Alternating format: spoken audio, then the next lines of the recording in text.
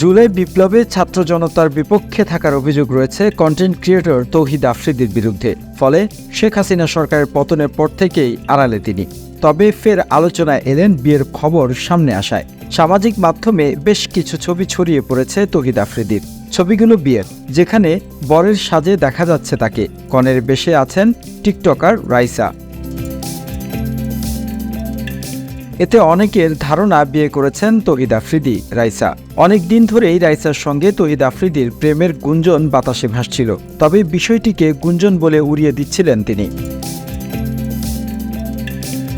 এবার বিয়ের ছবি প্রকাশ পেতেই নেটিজেনদের বুঝতে বাকি থাকছে না। তবে ছবিগুলো কবেকার বা কবে বিয়ে হয়েছে এ ব্যাপারে কোনো তথ্য পাওয়া যায়নি।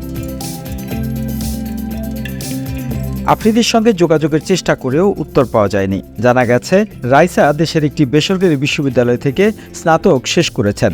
শোনা যাচ্ছে দুই পরিবারের সম্মতিতেই বিয়ে হয়েছে এবং রাইসার সঙ্গেই আত্মগোপনে আছেন Afridi. The news Bangladesh entertainment desk.